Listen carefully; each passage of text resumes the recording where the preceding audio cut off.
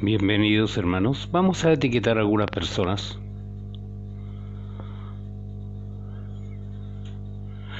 Espero que la señal sea buena hoy día.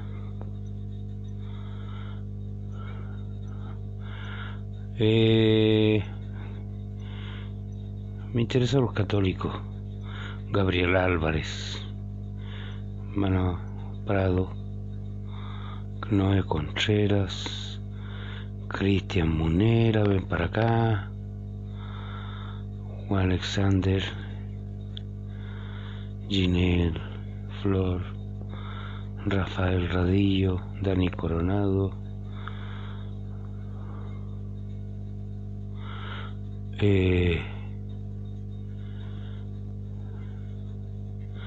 Mónico Vázquez, ven para acá.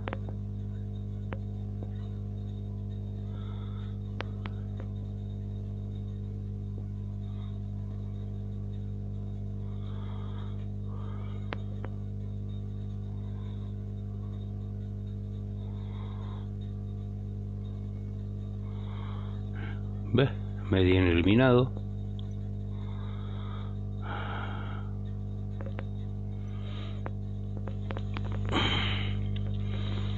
Entonces compartamos acá. Lo vamos a llamar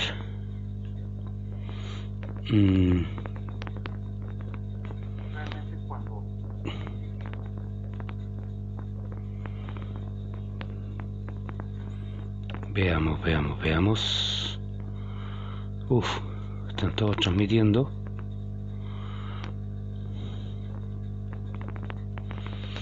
Que Dios bendiga a mis hermanos. Vamos acá adentro. Aquí está. Vamos a compartir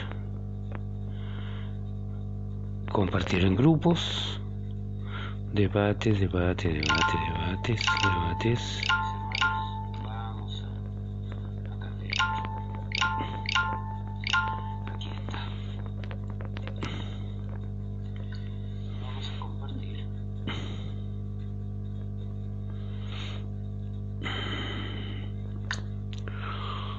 Enviar por Messenger. Vamos a enviar por Messenger. Vamos a ver si puedo etiquetar a Mónico Vázquez. Aquí está, eso me interesa. Y después a Guido Rojas.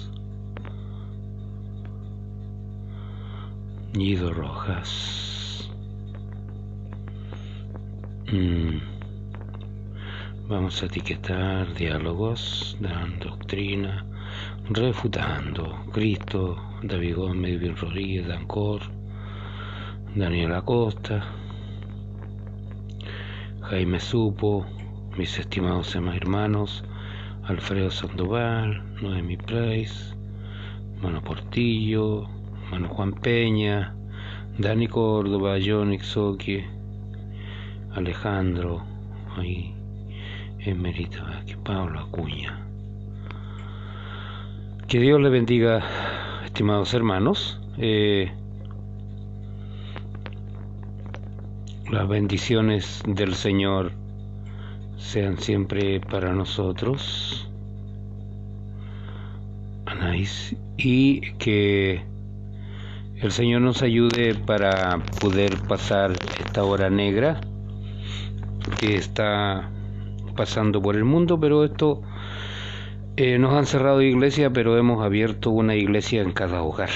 Que Dios les bendiga, estimados hermanos.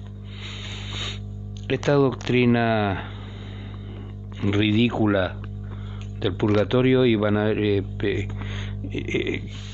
mente cuerda, hermanos, puede intentar creer en algo que no está en la Biblia. Hablamos en el primer video a nivel general, pero yo creo que casi en ese video refutamos casi todas las doctrinas. Ayer hablamos específicamente del libro de Macabeos, que es otro libro donde ellos fundamentan su doctrina.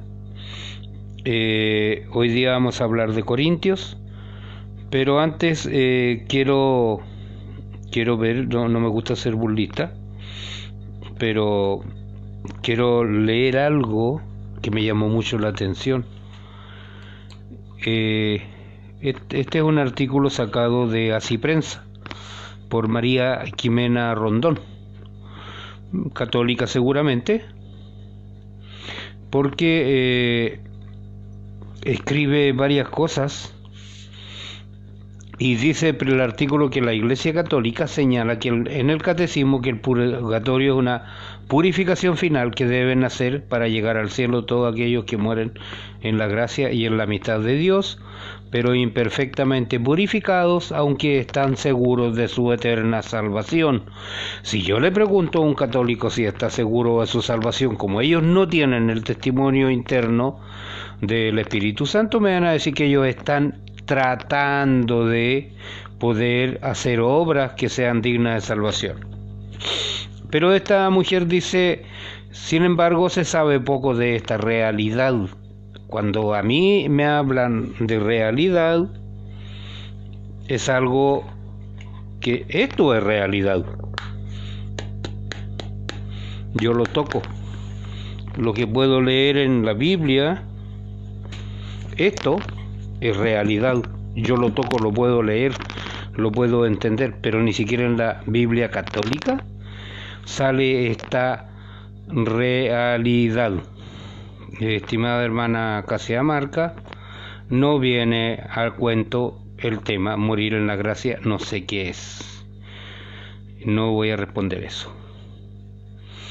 Y esta mujer habla acerca, como decía, de la forma de ayudar concretamente a quienes están allí. Y voy a refutar cada uno de los textos porque ella dice que en diversos pasajes de la Biblia se encuentran referencias sobre el purgatorio.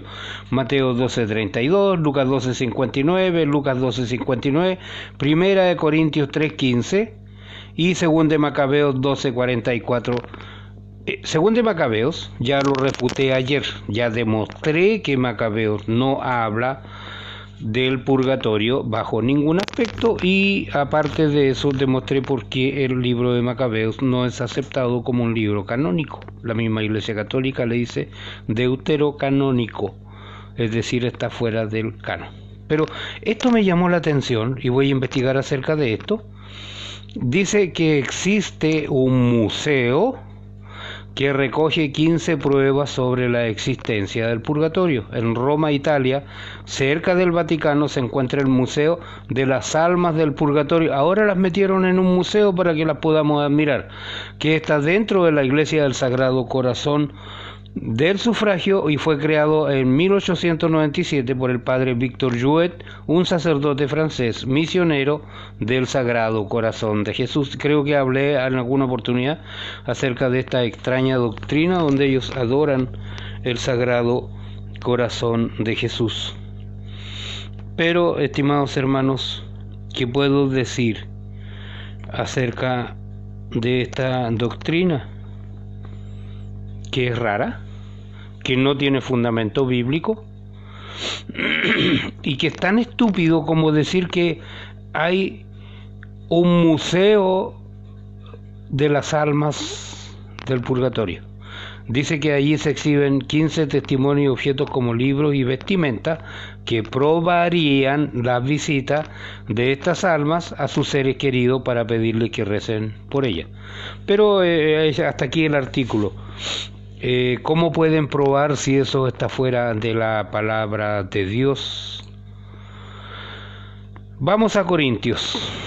Ellos aducen que en Corintios 13 déjenme probar el audio. Que en Corintios 13 está hablando de esta doctrina que es la doctrina del purgatorio. Voy a verificar audio y le pegué un tirón a este coso. La poca costumbre de...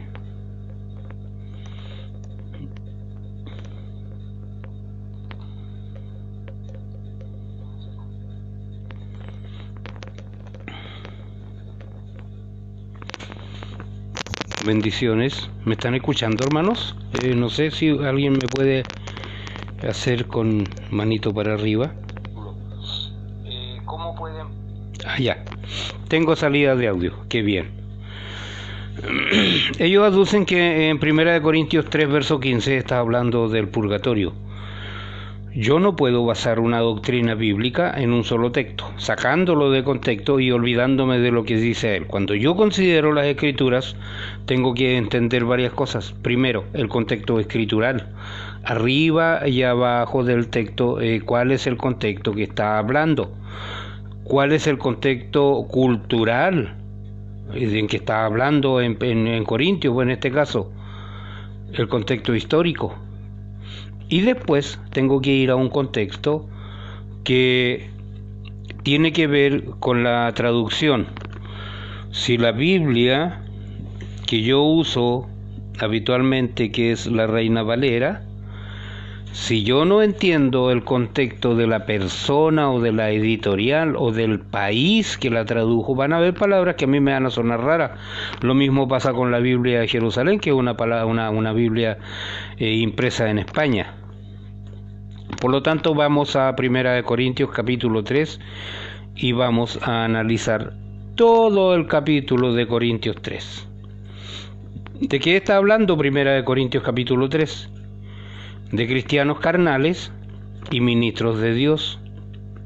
Pablo está confrontando a la iglesia de Corintios y le está diciendo: de manera que yo, hermanos, no pude hablaros como espirituales, sino como a carnales, como a niños en Cristo. Estas personas son parte de la familia de Dios y Él los llama hermanos. Y ese es el problema. Aunque tiene al Espíritu Santo, la iglesia de Corintios, a diferencia del hombre natural de 1 Corintios 2:14, no se están comportando como espirituales, sino como carnales. Esto es gente carnal como cristianos inmaduros, niños en Cristo. Hay un debate significativo si puede haber tal cosa como cristianos carnales. Algunos dicen que es una contradicción de términos, que Pablo realmente está diciendo que estos carnales no son cristianos del todo. Sin embargo, claramente Pablo los llama hermanos y dice que son niños en Cristo. ¿Cómo se puede usar estos términos acerca de alguien que no es un cristiano? Estos cristianos, hasta cierto punto, están pensando y actuando de acuerdo a la carne, no del espíritu. Por supuesto, la carne no domina cada aspecto de sus vidas. De lo contrario, no tendrían evidencias de haber nacido de nuevo. Pero Pablo está señalando problemas donde claramente están pensando, actuando como carnales. Esto es su actitud es carnal. Tercero, el cristiano carnal es un hijo de Dios, nacido de nuevo y en camino al cielo, pero está, ¿cómo podríamos decirlo?, viajando en tercera clase. Romanos 7 es un retrato de cristiano carnal, habitado por el Espíritu, pero dominado por la carne. Este es el eterno conflicto que Pablo encuentra en sí mismo y el eterno conflicto que tenemos los cristianos. Hay una diferencia entre sed de carne, sarkinos, usado en 2 Corintios 3:3, y ser carnal, la palabra griega sarkino usada en este pasaje. De carne es simplemente hecho de carne, puede hablar de debilidades que es común de cualquier hermano caído. Carnal, cuando se habla de una persona, significa caracterizado por la carne. Habla de uno que puede y debería hacer las cosas diferentes, pero no las hace. Pablo dice que los corintios eran charquiros, es decir, carnales. Pablo ha hablado a nosotros acerca de tres categorías de hombres. Existe el hombre natural, 1 Corintios 2:14, quien sigue el patrón de Adán y rechaza las cosas del espíritu, y está el hombre espiritual en 1 Corintios 2:15, quien conoce las cosas de Dios, y existe el hombre carnal, quien conoce las cosas de Dios y sin embargo en forma significativa aún se caracteriza por la carne. Estimado amigo, ¿en cuál categoría te puedes meter tú? ¿Cómo trataba Pablo a los creyentes carnales? En el verso 2 dice: os di a beber leche y no vianda, porque aún no erais carnales, ni sois capaces todavía. Aún no erais capaces, ni sois capaces todavía. Os di a beber leche. Pablo mantuvo su enseñanza en lo básico, a pesar de que tenían una visión inflada en su espiritualidad. Ellos creyeron que estaban listos para las cosas más profundas, pero no estaban viviendo más profundamente en las cosas básicas que él ya les había predicado. La diferencia entre leche y vianda es una de grado, no de tipo. Cada doctrina que puede ser enseñada en un seminario o en una iglesia puede ser enseñada a niños, aunque no con las mismas palabras. No existen dos evangelios, uno para los estudiados y otro para los no estudiados. No hay parte del evangelio que estemos autorizados para guardar de la gente. Cuando nosotros predicamos el evangelio, tenemos que hablar del evangelio integral. Aún no erais capaces, les dice Pablo. No es que Dios estaba previniendo a los corintios de recibir la vianda que Pablo tenía para darles. El problema real era la atracción de los corintios por la comida chatarra, como ocurre en nuestros días, una comida chatarra espiritual basada en sabiduría y elocuencia del hombre. Estaban tan llenos con esta comida chatarra que no eran capaces de la vianda espiritual que Pablo quería darles. Bendito sea el nombre del Señor. Algunos cristianos de comida chatarra espiritual son bendecidos grandemente cuando reciben una comida espiritual de vianda, pero los otros, cuando se presentan con vianda, no son capaces porque sus paladares espirituales, por decirlo de alguna forma, están tan acostumbrados a comida chatarra que todo eso es todo lo que ellos pueden saborear. Versos 3 y 4 de Primera de Corintios 3, evidencia de su carnalidad. Pablo está diciendo: porque aún sois carnales, pues habiendo entre vosotros celos, contiendas y disensiones, no sois carnales y andáis como hombres, porque diciendo el uno: yo ciertamente soy de Pablo, y el otro: yo soy de Apolo, ¿no sois carnales? Pues habiendo entre vosotros celos y contiendas y disensiones, ¿no son carnales? Los cristianos de Corintios se creían espirituales ellos mismos, pero sus divisiones mostraban que en efecto eran carnales. Los problemas que ellos tenían en las relaciones humanas mostraban que algo había mal en su relación con Dios, y eso era evidencia de carnalidad, de una manera de pensar y vivir carnalmente. Divisiones, celos y contienda en un cuerpo no son solo signos de carnalidad, sino que eran los signos más evidentes entre los corintios. ¿No sois carnales y andáis como hombres? Pablo no dijo que ellos eran hombres, esto es, no salvos, solo que ellos andaban como hombres. Los cristianos tienen un llamado más alto que vivir como el resto de la humanidad. Tú debes elevarte más allá de lo que vive el resto de tus congéneres o de tus vecinos o de tus amigos. Tienes que elevarte a una dimensión espiritual que muestre lo que Dios ha hecho contigo. La gente espiritual debe andar en el espíritu, pero esto no significa que tú andes saltando y gritando aleluya todo el día. Si hacen otra cosa, son mundanos. Tienes que pensar, actuar como las cosas espirituales te mandan que tú actúes, y son llamados a desistir. Permanecer mundano no es una opción para los cristianos, porque diciendo el uno: yo ciertamente soy de Pablo, no soy carnales, dice Pablo, podíamos haber pensado que Pablo sería más amable con su propio club de fans como eran los corintios. En lugar de que los halagos golpeen su carne, Pablo denunció aún a sus propios partidarios. ¿Cómo considerar a los líderes en la iglesia? De esto nos habla Corintios capítulo 3, versos 5 al 7, la locura de exaltar a los líderes de la iglesia. Vea a dónde nos está llevando esto. ¿Quién es pues Pablo y qué es Apolo? Servidores por medio de los cuales habéis creído, y eso según lo que a cada uno concedió el Señor. Yo planté, Apolo regó, pero el crecimiento lo da ¿quién? Lo ha dado Dios. Así que ni el que planta es algo, ni el que riega, sino Dios que da el crecimiento. ¿A qué pues es Pablo? Pablo y Apolos no son en quienes creyeron para salvación.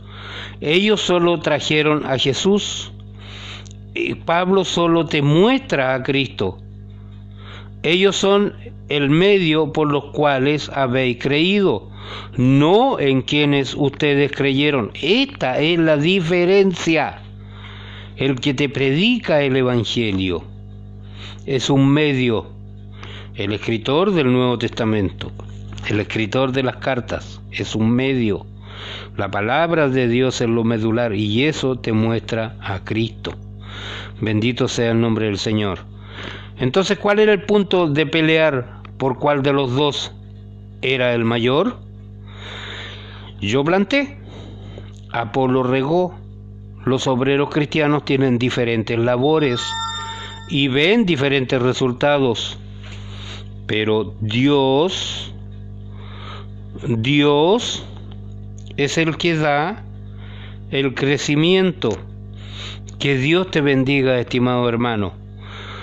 Cuando un granjero o un agricultor, como le llamamos en Chile, planta una semilla y la riega, él realmente no la hace crecer. El milagro de la vida hace eso. Todo lo que el agricultor, el granjero puede hacer es proveer el ambiente correcto para el crecimiento y confiar en el milagro de la vida. Nosotros, como predicadores, hacemos lo mismo al mostrar, al ministrar a Jesús a otras personas. Algunas personas están frustradas porque solo quieren regar cuando Dios los ha llamado a plantar, o quieren plantar cuando Dios los ha llamado a regar. Que otros están frustrados porque quieren hacer que el crecimiento aparezca cuando solamente Dios puede hacer eso. Productividad real en el ministerio del predicador ocurre cuando estamos pacíficamente contentos con lo que Dios nos ha llamado a hacer. Plantó y regó están en el antiguo tiempo griego aoristo, marcando actos definidos en el pasado. Da el crecimiento, está en el tiempo imperfecto, marcando la obra continuada de Dios. Los obreros, versos 8 y 9, los obreros cristianos trabajan juntos, pero son recompensados de acuerdo con su propia labor. Vamos entrando en materia. Los obreros cristianos trabajan juntos, pero son recompensados de acuerdo con su propia labor. Estamos analizando Corintios capítulo 3, porque la Iglesia Católica alega que aquí en Corintios 3:15 es donde habla del purgatorio, y yo estoy mostrando y haciendo un exégesis del capítulo completo, esto es, estoy considerando los contextos de ese pasaje para no fundamentar una doctrina basada, ¿no es cierto?, en el pensamiento que aparece en este capítulo y en este libro en general. ¿Qué dice Pablo? El que planta y el que riega son una misma cosa, aunque cada uno recibirá su recompensa conforme a su labor, porque nosotros somos colaboradores de Dios y vosotros sois labranza de Dios, edificio de Dios.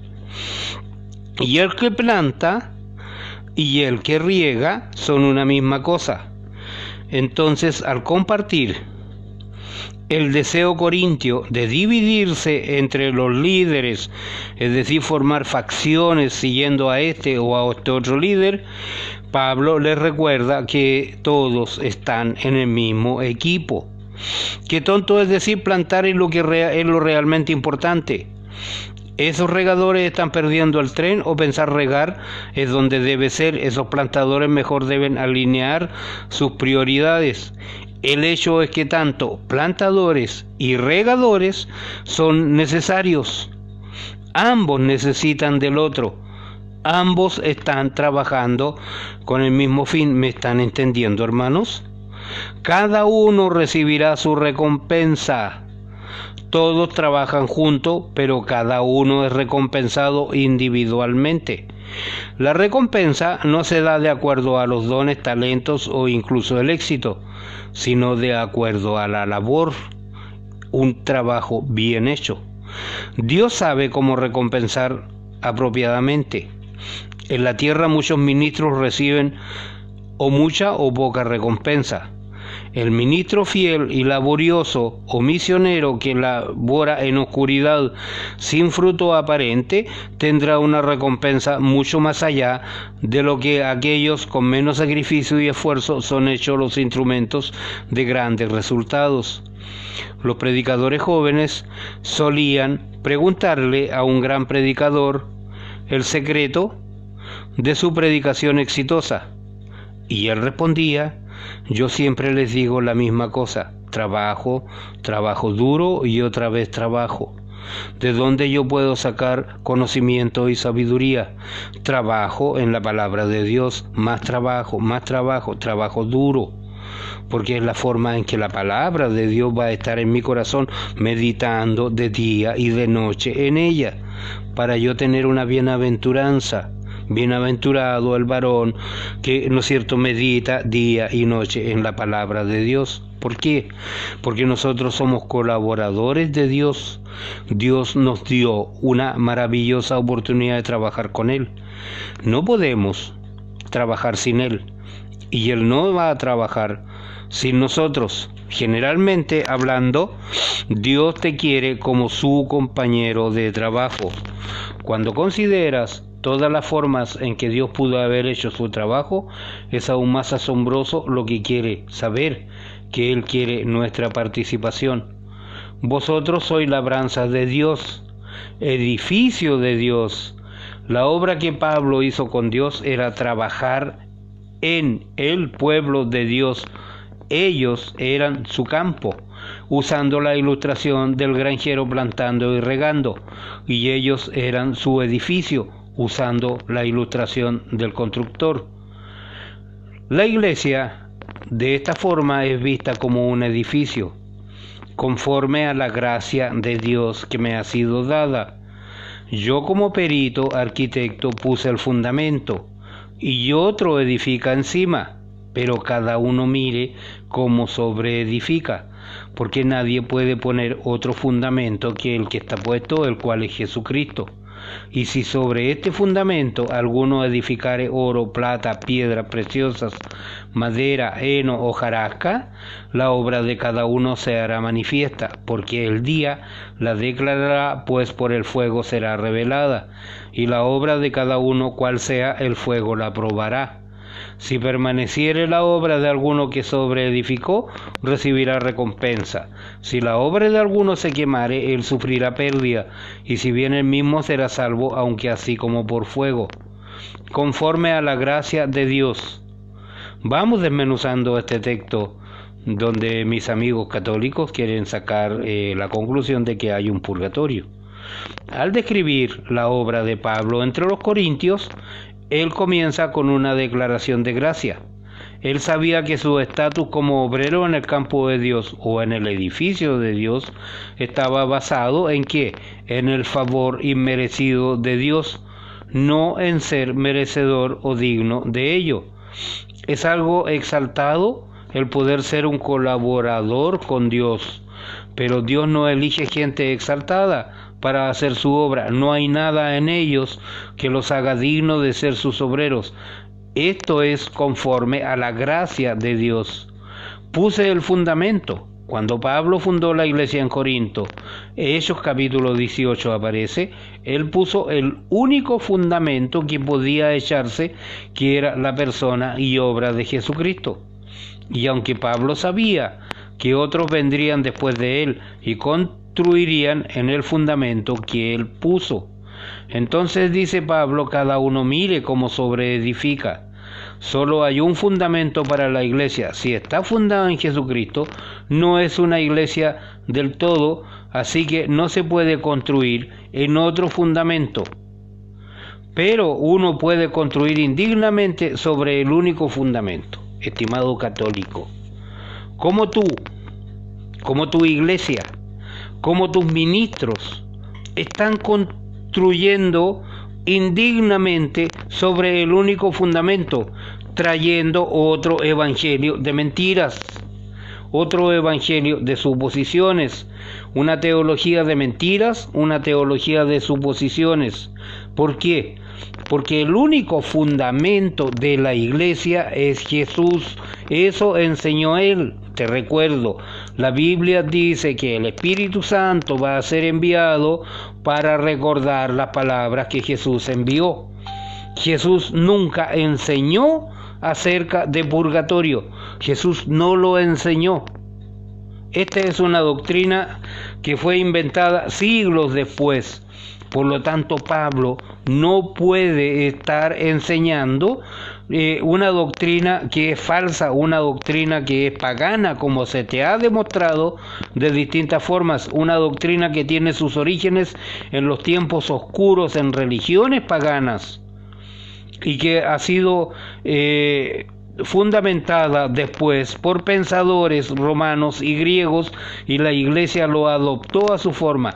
¿Cómo puede la iglesia construir indignamente sobre el único fundamento que es Cristo, promulgando doctrinas y dogmas que son marianos, que son paganos, dogmas que no están en la palabra de Dios? Pablo es parte de la iglesia, y la iglesia es columna y baluarte de la verdad. ¿Por qué? Porque enseña la única verdad y el único evangelio que está basado en Jesucristo. De esta manera, Dios va a aprobar la obra de construcción de todos aquellos que se han dicho colaboradores. La obra de cada uno será manifiesta, y algunos construyen con cosas preciosas como oro, plata, piedras preciosas. Esto es, algunos construyen sobre el fundamento y con materiales que son aprobados, que es la palabra de Dios, que es lo que el Espíritu Santo coloca en tu corazón, y en tu corazón está colocado lo que Cristo enseñó. Pero otros van a construir con materiales indignos como madera, heno y hojarasca, que son las doctrinas marianas que ha estado entregando y enseñando y promulgando la Iglesia Católica, y que está siendo predicada torciendo esta palabra por apologistas católicos que enseñan mentira, enseñan error, le están mintiendo al pueblo de Dios y están haciendo mentiroso a Dios. Al usar las imágenes de plata, oro, piedras preciosas, Pablo parece tener en mente los materiales de la construcción del templo, que nos aparece en Primera de Crónicas 22:14. El edificio que Dios está construyendo en su pueblo con sus colaboradores es su templo. Piedras preciosas no significa joyas, sino que son materiales finos de piedra como mármol y granito. Mezclar la sabiduría de los hombres con la sabiduría de Dios en la obra de la edificación de la iglesia es como usar capas alternas de paja y mármol en la construcción. La paja puede estar bien, puede tener un lugar en la granja, pero es un material inadecuado para construir. Del mismo modo, la sabiduría humana, las atracciones carnales pueden tener un lugar en la vida, pero no en la edificación de la iglesia. Y la obra de cada uno, cual sea el fuego, la probará. Eso dice la palabra de Dios. Nuestra obra, tu obra apologista, seas católico, seas evangélico, tu obra va a ser probada por Dios y va a ser revelado qué tipo de obra era. Si tú estás construyendo, tú estás cimentando sobre la palabra de Dios o te estás desviando por ella. Tal y como el fuego va a destruir la madera, heno y hojarasca, pero no el oro, no la plata y no las piedras preciosas. Así la obra de muchos será revelada como nada en ese día. Bendito sea el nombre del Señor. Note que la cantidad del trabajo, la cantidad de trabajo que tú tengas no va a ser evaluada, aunque sí tiene cierta relevancia. Pablo dice que la obra va a ser probada para ver cuál sea. Si uno hizo mucho del tipo incorrecto, va a ser como si no hubiera hecho nada. Su obra será quemada y se desvanecerá en la eternidad. Alguien dijo sabiamente que los conversos deben ser pesados, así como contados. Pablo también se refirió a esta gran prueba en 2 Corintios 5:10, porque es necesario que todos nosotros comparezcamos ante el tribunal de Cristo para que cada uno reciba según lo que haya hecho mientras estaba en el cuerpo, sea bueno o sea malo. Cuando nuestra obra es probada delante del Señor, vamos a ser recompensados de acuerdo a lo que permanezca. Es algo que deja pensar mucha gente dice o que cree que está sirviendo a Dios, pero lo están haciendo de forma indigna o con materiales indignos. Se van a dar cuenta en la eternidad que en realidad no han hecho nada por el Señor. Algunos van a ser salvos, pero con una vida que fue un desperdicio. No van a recibir una corona para darle a Jesús para su gloria, como en Apocalipsis 4:10-11. Él mismo será salvo, aunque así como por fuego, salvo, pero salvo apenas, y salvo sin nada. La obra de alguno, el fuego no purifica al obrero. Entienda bien, estimado amigo católico, la obra no purifica al obrero. Prueba las obras. Los católicos romanos usan este pasaje para enseñar el purgatorio, la idea de que cuando morimos vamos a un lugar donde somos purificados por fuego antes que vayamos al cielo. La idea del purgatorio no tiene nada que ver con cualquier otro pasaje en la Biblia. El purgatorio es estrictamente una invención humana y niega la obra terminada de Jesús para el creyente. Este pasaje tiene primero aplicación para los líderes cristianos, porque este es el tema de Pablo en contexto, pero la aplicación se extiende a todo nuestro servicio para Dios. Versos 16 y 17. La iglesia vista como un templo. ¿No sabéis, dice Pablo, que sois el templo de Dios y que el Espíritu de Dios mora en vosotros? Si alguno destruyera el templo de Dios, Dios le destruirá a él, porque el templo de Dios, el cual sois vosotros, santo es. Sois templo de Dios. Pablo hablará después en 1 Corintios capítulo 6, versos 19 al 20, como cristianos individuales siendo templos. Aquí su énfasis es en la iglesia como un conjunto, aunque tiene una aplicación para individuos. Cuando Pablo llama a la iglesia un templo, no piense que está usando una ilustración. El templo físico era la ilustración. Dios habitando en nosotros es la realidad. ¿Qué hace a la iglesia un templo? Primero, el Espíritu de Dios mora en vosotros. La palabra usada para templo, naos, se refiere al santuario en sí, el lugar donde habita la deidad, en contraste con la palabra más general, hierón, el cual era el área del templo en general. Y si alguno destruyera el templo de Dios, si tú destruyes la iglesia, Dios te destruirá a ti. El templo de Dios, su iglesia, es santo, y a Dios le importa cómo tratamos su santo templo. Que Dios te bendiga. ¿Cómo debemos glorificar a Dios? Verso 18 al 20. Glorifícale persiguiendo sabiduría real. Nadie se engañe a sí mismo, nos dice Pablito. Si alguno entre vosotros se cree sabio de este siglo, hágase ignorante. Bendito sea el nombre de Dios. Bendiciones, hermano Antonio. Para que llegue a ser sabio, porque la sabiduría de este mundo es insensatez para con Dios, pues escrito está: Él prende a los sabios en su propia astucia, en la astucia de ellos. Y otra vez, el Señor conoce los pensamientos de los sabios, que son vanos. Si alguno entre vosotros, repito nuevamente, se cree sabio, ¿qué nos está diciendo Pablo? Pablo está siendo un poco sarcástico. Desde luego los corintios se consideraban sabios de este siglo. Ese era uno de sus problemas, su amor por la sabiduría del mundo. ¿Qué es lo que hay que hacer si son sabios en este siglo? Si son sabios de acuerdo con la medida humana de sabiduría, deben hacerse ignorantes para que lleguen a ser sabios. Pablo les pide que renuncien a toda sabiduría del mundo. todo el humanismo, la filosofía centrada en el hombre, incluso si significa ser llamado un ignorante, si algo no está deseando ser considerado un ignorante, por aquellos que valoran la sabiduría humana, nunca podrán ser capaces de realmente ser sabios. Dios ha evaluado la sabiduría de este mundo y Él la considera insensatez, astucia y vana. ¿Estaremos de acuerdo con la evaluación de Dios cada uno de nosotros? 21, verso 21 y verso 23. Glorifica a Dios por medio de ver a sus siervos con la perspectiva correcta. Así que ninguno se gloríe en los hombres, dice Pablo, porque todo es vuestro, sea Pablo, sea Apolo, sea Cefas, sea el mundo, sea la vida o sea la muerte, sea lo presente, sea lo porvenir, todo es vuestro, y vosotros de Cristo y Cristo de Dios.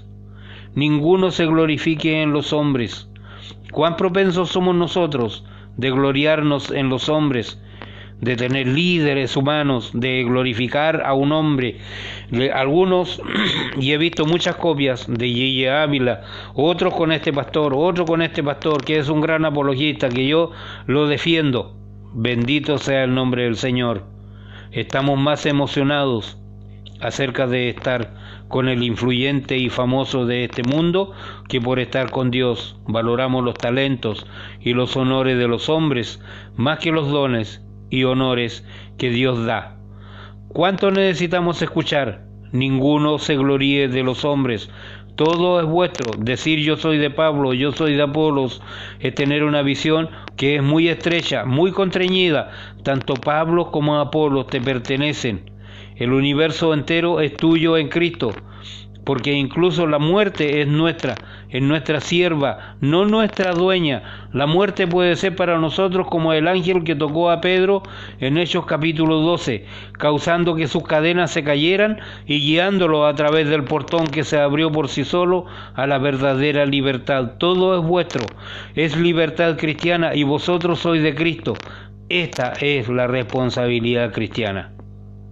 Ahora, amigo católico, ¿dónde en el capítulo 3 de Corintios me habla de purgatorio? Déjate de inventos, déjate de cuentos, olvida esta ridícula pretensión, olvídate de esta ridícula pretensión, no está en la palabra de Dios. Una de las cosas más ridículas que he leído es acerca de una santa que, según dijo ella, pudo ver el purgatorio. Santa Faustina Kowalska recibió la gracia de poder ver el purgatorio, el cielo y el infierno, y ella cuenta que una noche su ángel de la guarda le pidió que la siguiera y se encontró en un lugar lleno de fuego y almas sufrientes. Ella le preguntó qué era lo que más le hacía sufrir, y le contestaron que era sentirse abandonados por Dios. Cuando salió y escuchó que la voz del Señor que le dijo: mi misericordia no quiere esto, pero lo pide mi justicia. Y también dice esta misma visión, la santa, que la Virgen María consuela a las almas que están allí, y escuchó que estas almas la llamaban estrella del mar. Por otro lado, la Madre de Dios le reveló a Santa Brígida que no hay pena alguna en el purgatorio que mediante mi auxilio no se vuelva más suave y más fácil de soportar. ¿A quién tienes que creerle? ¿A estos cuentos o a la palabra de Dios? Estimado amigo, es hora de que tú te vuelvas a la palabra de Dios. Ella te va a decir la verdad, y no los apologistas mentirosos que están empleando una teología de mentiras y de engaños, una teología de suposiciones, una teología que no está basada en la Escritura, que no la pueden fundamentar, sino falsificando, torciendo los textos bíblicos o usando libros deuterocanónicos, como lo llaman ellos, es decir, fuera del canon bíblico, y libros que contienen evidentes errores que los descalifican. Mañana vamos a abocar otro de los textos. Hoy día nos abocamos a Génesis capítulo 3. Ayer nos abocamos a destruir la falacia de Macabeos capítulo 12. Antes de ayer hablamos en términos generales acerca de los distintos sustentos que tiene la católica para sustentar esta doctrina falsa. Mañana vamos con otro punto. Mañana vamos a hablar acerca de jueces y de ladrones y de componerse y de devolver cosas. Pero tampoco ese texto habla de purgatorios. Que Dios te bendiga, estimado amigo, que Dios te bendiga, estimado hermano, y si el Espíritu Santo está en tu vida, la palabra de Dios va a resplandecer en ella y te va a llevar a toda verdad y a toda justicia. Bendiciones.